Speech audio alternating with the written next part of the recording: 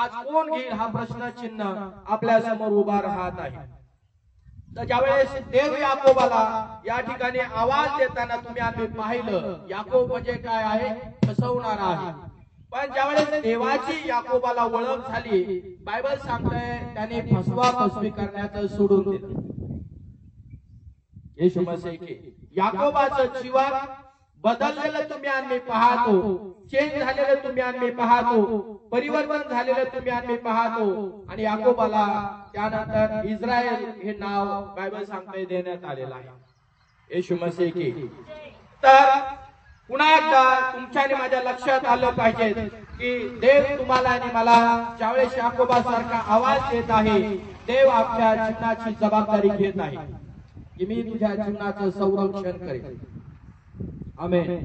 मी तुझ्या कुटुंबाचं संरक्षण करेन, मी तुझ्या लेकरांचं संरक्षण करेन, मी तुझ्या फॅमिलीचं संरक्षण करेन। म्हणजे ज्यावेळेस देवाची आज्ञा किंवा देवाचा शब्द तुम्ही आणि मी ऐकतो, त्यावेळेस तुम्ही आणि मी काय होत आहे, देवावरती विसंबून राहणारे लोक बनतो। आणि ज्यावेळेस देवावरती तुम्ही आणि मी विसंबून राहतो, त्यावेळेस देव सर्व संकटामध्ये तुम्हाला आणि मला मदत करण्यासाठी तयार असतो। आणि म्हणून तुम्हाला आणि मला या ठिकाणी लिहिलं आहे, बेथेलमध्ये या। कुठे या? भाकरीच्या घरामध्ये या, ज्या ठिकाणी तुम्हाला देवाचं वचन ऐकायला मिळतं। काम सोडा एक दिवस, धंदा सोडा, व्यवसाय सोडा, जे काही मोठा बिझनेस असेल सोडून द्या, देवाचा वेळ आहे। आणि तुम्ही आणि मी जर बेथेल मध्ये आलो, भाकरीच्या घरामध्ये आलो, तरच तुमच्या आणि माझ्या आत्म्याची आज खात्री आणि जीवनाची खात्री आहे। येशू मसीह की पण पुन्हा पुन्हा लोकांना सांगावं लागतं, तुम्ही चर्च मध्ये या, देवाच्या भवनामध्ये या, देवाच्या उपस्थितीमध्ये या। कोण तुम्हाला आणि मला संरक्षण देईल? हे स्थळ जे आहे किंवा देवाच्या सहभागितेत जो माणूस येतो किंवा जी स्त्री येते किंवा जो पुरुष येतो, त्यालाच खात्री आहे की परमेश्वर त्याला संरक्षण देईल किंवा ह्या जगामध्ये त्याला सुरक्षित परमेश्वर ठेवेल। आणि आमची स्वतःची इच्छा पाहिजे की मला देवाच्या घरामध्ये जायचं, मला प्रार्थना करायची आहे, मला देवाची गाणे गायची आहे, मी देवाची आराधना करणारा व्यक्ती आहे, मी देवाची सेवा कार्य करणारा व्यक्ती आहे, मी देवाच्या उपस्थितीत राहणारा व्यक्ती आहे आणि मी देवाला माझं जीवन समर्पण केलेलं आहे। येशू मसीह की ज्यावेळेस मनुष्य देवाला आपलं जीवन समर्पण करतो, त्यावेळेस तो मनुष्य देवाचा आवाज नेहमी ऐकतो। आमेन। कोणाचा आवाज ऐकतो? बरा, देवाचा आवाज ऐकतो। आणि याकोब ज्यावेळेस 10 वर्ष या शखमात होता, शहरामध्ये होता, त्याला कधी प्रार्थनेची गरज भासली नाही। खूप लोक चर्चला येत नाही, त्याला काय प्रार्थना नाही केली त्याला काय होतं, बायबल वाचलं किंवा नाही वाचलं त्याला काय फरक पडतो? आम्ही तर विश्वास ठेवतो प्रभू। भेटताय तुम्हाला आणि मला असे लोक, पाहायला मिळतात तुम्हाला आणि मला असे लोक। चर्चला कधीच येत नाही, देवाच्या सहभागितेत कधीच येत नाही। ते 10 वर्ष आपल्या बुद्धीवर, शक्तीवर, सामर्थ्यावरती जीवन जगत असतात, तेव्हा प्रार्थना करायची काय गरज आहे? आम्हाला आराधना करायची काय गरज आहे? चर्च मध्ये येण्याची काय गरज आहे? उपवास धरायची काय गरज आहे आम्हाला? बघा, ज्या शहरामध्ये याकोब राहिला, बायबलच्या वचनामध्ये लिहिलेलं आहे की याकोब आपल्या बुद्धीप्रमाणे जीवन जगला। आपल्या बुद्धीने जीवन जगणारे लोक कधीच आनंदी नसतात, नेहमी लक्षात ठेवा। आणि देव शखेमात राहणाऱ्या लोकांबरोबर कधी बोलत नाही किंवा बोलत नसतो, कारण ते स्वतःच्या बुद्धीने चालतात, त्यांना देव आवाज कसं काय मारतो? बरं, तुमच्या आणि माझ्या मुखातून 1-2 आवाज त्या माणसाला जाऊ शकतात सुवार्त्याच्या द्वारे। तुम्ही आम्ही त्याला सांगू शकतो, त्याला बोलू शकतो, त्याला सांगू शकतो आम्ही चर्चला ये, प्रार्थनेला ये, देवाचं वचन ऐकायला ये। पण जर तो ऐकत नाही तर या ठिकाणी काय करत आहे? देवाचा तो ढळढळीत अपमान करणारा व्यक्ती आहे। 2 दिवसापूर्वी मी एका परिवारामध्ये गेलो होतो आणि त्या परिवारामध्ये गेला असताना हे घर बिलीवर आहे, चर्चला जाणारा परिवार आहे. पण ह्या 5-6 महिन्यापासून ज्यावेळेस त्यांची माझी भेट झाली, मी त्यांच्या बरोबर बोलत होतो आणि होली स्पिरिट मला सांगायचं की तू ना बेथेल विषयी सांग. तुम्ही देवाचं वचन वाचता का? तुम्ही देवाची आराधना करता का? तुम्ही प्रभूच्या आज्ञाचं पालन करता का? मी पुन्हा त्या गोष्टी त्यांना बोलत होतो. आणि जवळपास ते 6 महिने झाले असेल ते चर्चला जायचे बंद केलं त्यांनी. काहीतरी प्रॉब्लेम झाला असेल त्यांच्या जीवनामध्ये, फॅमिलीमध्ये. मग चर्चला जायचे त्यांनी बंद केलं. आणि चर्चला जायचं बंद केलं तर मग त्यांची घरामध्ये पण प्रार्थना होत नाही, पवित्र शास्त्र पण घरामध्ये ते वाचत नाही, देवाचे गाणे पण ते घरामध्ये गात नाहीये. ते फक्त त्यांनी काय ठरवलं आहे, पहिलं जुन्या जीवनामध्ये जाणं, म्हणजे शकेमात जाणं. पहिलं जीवन ते म्हणतात आमचं चांगलं आहे, आता पास्टर लय कंटाळायला लागलाय, आता असं प्रॉब्लेम झाल्यामुळे आता आम्ही चर्चला जाण्याची आमची इच्छा नाही, प्रभू भोजन घेण्याची आमची इच्छा नाही, आम्हाला चर्चला निघायचं म्हटलं की आमचा पाऊल बाहेर पडत नाही, काही ना काही अडचणी येतात, काही ना काही समस्या येतात आणि असं वाटतं आता चर्च नको, प्रार्थना नको, काहीच नको. तर या ठिकाणी काय केलेलं आहे, आपल्या बुद्धीवर शेखेमात राहणारं जसं परिवार आहे याकोबचं, तसंच या माणसाची देखील निवड तुम्ही आणि मी पाहाल. येशू प्रभू की, मी म्हटलं येशू प्रभू की. तर शकेमातून बाहेर निघण्याविषयी मी त्यांना सांगितलं. तुम्ही किती दिवस या प्रॉब्लेम मध्ये किंवा या समस्यामध्ये असाल आणि तुम्ही चर्चला जाणार नाही किंवा देवाच्या सहभागितेमध्ये उभा राहणार नाही. या देवाने तुमच्या आणि माझ्या नाकपुड्यामध्ये श्वास घातला आहे, तुम्हाला आणि मला जिवंत केलं आहे आणि तुम्हाला आणि मला जिवंत देखील ठेवलेलं आहे. आणि जर प्रभूने तुम्हाला आणि मला जिवंत ठेवलेलं आहे, त्याच्या पाठीमागचा काहीतरी उद्देश आहे. पण चांगले विश्वासणारे ज्यावेळेस म्हणतात आम्ही देवळात जात नाही, आता आम्ही प्रार्थना करायचं बंद केलं, तर देवाच्या लोकांना हे बुद्धीवरती जीवन जगणारे लोक आहेत. आणि अशा लोकांसंग देव कधीच बोलत नाही, वार्तालाप करत नसतो. आणि त्या व्यक्तीचं जीवन जसं ते स्वतःच्या बुद्धीवरती जीवन जगत राहतील, त्यांच्या जीवनावर कालांतराने मोठे संकट येतील, लाटा येतील, आजार येतील, दुःख येतील, व्याधी येतील, वेदना येतील. काय येईल हे आम्हाला सांगता येणार नाहीये. येशू प्रभू काय येईल आम्हाला सांगता येणार नाहीये. पण याकोब असा संकटात सापडला. जे लोक आज आपल्या गावामध्ये बसलेले आहेत, चर्चला येत नाहीत, सहभागी येत नाहीत, त्या लोकांच्या जीवनावरती वेगवेगळ्या प्रकारचे संकट आलेले आणि संकट येत राहतील त्यांच्या जीवनावरती. मग त्यांच्या जीवनावरती ज्यावेळेस संकट आले, कोण त्यांना त्याच्यातून मुक्त करेल, कोण सोडवेल त्यांना, कोण सहाय्य करेल त्यांना, कोण त्यांना मदत करेल, कोण त्यांना त्या परिस्थितीतून बाहेर काढेल. मनुष्यामध्ये ताकद नाहीये. आणि मनुष्याने जर मदत केली तर किती वेळ मदत करणार मनुष्य, थोडा वेळ मदत करणार, नंतर तो मनुष्य पण बाजूला निघून जाणार.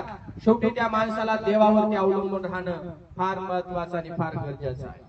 देवाच्या लोकांनो, आज आम्हाला हे शिकायचं आहे की तुम्ही शकेमात राहू नका, तर तुम्ही देवाच्या मंदिरात या, देवाच्या उपस्थितीत या, देवाच्या चरणाजवळ या. कारण देवाच्या चरणाजवळ येणारा व्यक्ती देवाचा आवाज ऐकतो. म्हणा सगळेजण आमेन, म्हणा सगळेजण आमेन. शकेमात राहणारे लोक देवाच्या आज्ञाचं पालन करत नाही, पण जे चर्च मध्ये येणारे लोक आहेत ते देवाच्या वचनाचं पालन करतील. कारण त्यांना आशीर्वाद मिळण्याची अपेक्षा आहे देवाकडून. आत्मिक आशीर्वाद, शारीरिक आशीर्वाद आणि भौतिक आशीर्वाद, हे तिन्ही प्रकारचे आशीर्वाद त्या व्यक्तीला मिळेल ज्यावेळेस तो देवाची वाणी ऐकेल आणि देवाची वाणी ऐकून आपला कान देवाच्या वचनाकडे लावेल आणि प्रभूला म्हणेल की प्रभू हे करण्यासाठी मी तयार आहे. आणि जो मनुष्य आणि जी स्त्री तयार असेल, देवाच्या वचनामध्ये लिहिलं आहे, त्याच व्यक्तीला परमेश्वर काय करेल, सहाय्य करेल, मदत करेल. येशू प्रभू की. आज गावामध्ये आहात तुम्ही, सुवार्ता तुमच्या कानापर्यंत पोहोचली असेल किंवा तुम्ही लोकांच्या कानापर्यंत जाऊन देवाची सुवार्ता सांगताय की नाही? यस किंवा नो? आणि ज्यावेळेस मी त्यांना सुवार्ता सांगतो त्यावेळेस काय घडलं माहितीये का? त्या शखेमातल्या लोकांना ते जर ऐकत असतील तर त्यांना देवाचं दर्शन मिळतं. काय मिळतं? म्हणा, देवाचं दर्शन मिळतं. याकोबाला देवाने दर्शन देण्याचा निर्णय घेतला कारण याकोब संकटात सापडला. याकोब संकटात सापडला त्यावेळेस देव त्याच्या संग बोलायला पण उभा राहिला कारण ते त्याचं लेकरू आहे. नेहमी लक्षात ठेवा, त्याचं लेकरू असल्या कारणामुळे देवाला पुन्हा याकोबाजवळ येऊशी वाटत आहे. पण याकोब आपल्या जे बुद्धीचे जीवन आहे ते सोडण्यास तयार नाही. जगामध्ये आलेल्या लोकांनो, जर तुम्ही आज बुद्धीप्रमाणे जीवन जगत असाल, देवाची इच्छा आहे तुमच्या संग बोलावं. देव वचनाच्या द्वारे बोलतो. हालेलुया. देवाची इच्छा आहे तुमच्या बरोबर बोलावं. देवाने तुमच्या हृदयाची भेट घ्यावी. देवाने तुम्हाला दर्शन द्यावं हे देवाला वाटतं. पण आपण आपल्या गावातून बाहेर निघणं फार महत्वाचं आणि फार गरजेचं आहे. येशू मसीह की आपली रीतिरिवाज असेल, आपली परंपरा असेल, त्याच्यातून तुम्ही आणि काय बाहेर निघा. वाचा दुसरं वचन. मग याकोब आपल्या घरच्या मंडळी व आपल्या बरोबर सगळ्या माणसास म्हणाला, तुमच्यापाशी जे परके देव आहेत ते सर्व फेकून द्या व स्वतःला शुद्ध करून आपली वस्त्रे बदला. फार सुंदर निर्णय तुम्ही आम्ही घेतलेला या ठिकाणी पाहतोय. याकोबाने निर्णय घेतला. शेजाऱ्याला सांगा, याकोबाने निर्णय घेतला. काय घेतला? तेव्हा याकोब आपल्या घरच्या मंडळीस व आपल्या बरोबरच्या सगळ्या दासांना म्हणाला, नोकरा चाकरांना म्हणाला, आपल्या पत्नीला म्हणाला, आपल्या मुलाबाळांना म्हणाला, असं म्हणून चालू आपण घरच्या मंडळीचे, तुमच्या जवळ असलेले लाकडाचे व धातूचे परके देव तोडून टाका. तुम्ही स्वतःला शुद्ध करा व स्वच्छ कपडे घाला, म्हणजे पवित्र व्हा. काय व्हा? म्हणा, काय व्हा? देव ज्यावेळेस मनुष्यासंग बोलतो त्यावेळेस पवित्र आत्मा मनुष्याला निर्णय घेण्यास मदत करत असतो. याकोब हा घरातला मस्तक आहे किंवा मेन पुरुष आहे. आणि मेन पुरुष असल्यामुळे त्याचं घर याकोबाच्या अधीन मध्ये होतं. याकोबाच्या शब्दाच्या पलीकडे त्याचं घर नव्हतं, याचा अर्थ होतो त्याने जो काही शब्द दिला आहे त्या मंडळीने आणि दासांनी या ठिकाणी पाळलेला तुम्ही आणि दिसतो. आणि जे काही सांगितलेलं आहे त्याप्रमाणे केलेलं देखील तुम्ही आणि या ठिकाणी पाहत आहोत. येशू प्रभू. आता वचन 3 मध्ये, आपण इथून निघून बेथेला जाऊ. देव ज्यावेळेस याकोबा संग बोलला त्यावेळेस याकोबाने निर्णय घेतला. ज्यावेळेस तुम्ही असा निर्णय घ्याल की मला देवाच्या उपस्थितीमध्ये यायचे, कुठल्या सेवकाच्या द्वारे देव बोलल, सेविकेच्या द्वारे देव बोलल, त्यावेळेस तुम्ही आज निर्णय घ्या की मी आज पुन्हा देवाचं मंदिर जॉईन करेन, पुन्हा मी देवाच्या उपस्थितीमध्ये येईल. येशू प्रभू की पुन्हा मी देवाच्या चरणाजवळ जाईल. कारण देव मला कुठल्या भावाच्या द्वारे, बहिणीच्या द्वारे, आईच्या द्वारे आज माझ्या संग पुन्हा एकदा बोललेला आहे. देव आज पण माझी वाट पाहत आहे. येशू मसीह की आपण इथून निघून बेथला जाऊ. म्हणजे त्यांनी निर्णय काय घेतला आहे? शेखेमात निघून आपल्या शहरामधून आपण बाहेर निघायचं. शहर काय करतंय? जे देवाला आवडत नाही त्या गोष्टी करत आहे. त्याच्यामुळे याकोबाचा परिवार देखील त्याच गोष्टी करताना तुम्हाला आणि मला दिसत आहे. पण देव ज्यावेळेस याकोबा संग बोलला त्यावेळेस असं लिहिलं आहे की याकोबाने निर्णय घेतला की आपण सगळेजण कुठे जाऊ? बेथेल मध्ये जाऊ. हालेलुया. आपण सगळेजण बेथेल मध्ये जाऊ. मी त्रासात व संकटात असताना ज्याने मला मदत केली त्या देवासाठी मी तेथे माझ्याबरोबर असत आला आहे. हालेलुया. कोण संकटात मदत करतं? याकोबाला कळालं. तुम्हाला कळालं का? मंडळीतल्या लोकांना तुम्हाला कळालं का? त्रासात आणि संकटात तुम्हाला कोण मदतीला उभा राहतं? कोण तुमचं सहाय्य करतं? कोण तुमची मदत करतं? आणि त्या देवासाठी जे तुम्हाला मदत करतो तो त्रयेक परमेश्वर अर्थात प्रभू येशू ख्रिस्त, त्याच्यासाठी म्हणा सगळेजण, त्याच्यासाठी. आता असं म्हणा, माझ्या देवासाठी. किती चांगलं वाटतंय, माझ्या. हा, ज्याने मला मदत केली आहे त्या देवासाठी मी तेथे माझ्या बरोबर असत आला आहे. हालेलुया. तर संकटात तुम्हाला आणि मला हेल्प करणारा नेहमी देव आहे. आणि म्हणून आपण देवाच्या लोकांनी देवावरती डिपेंड राहणं किंवा अवलंबून राहणं फार महत्वाचं आणि फार गरजेचं आहे. आता त्याच्यामध्ये 34 अध्याय बघा आणि वचन क्रमांक 30 वाचा.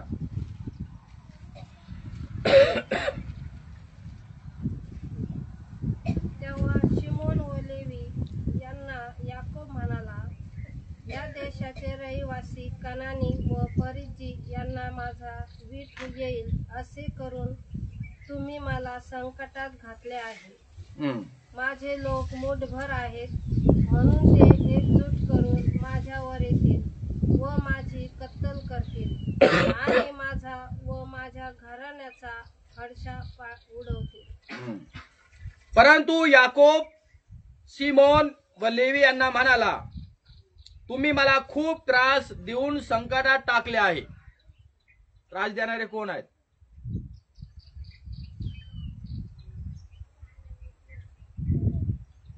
आणि घरातलेच लोक आहेत.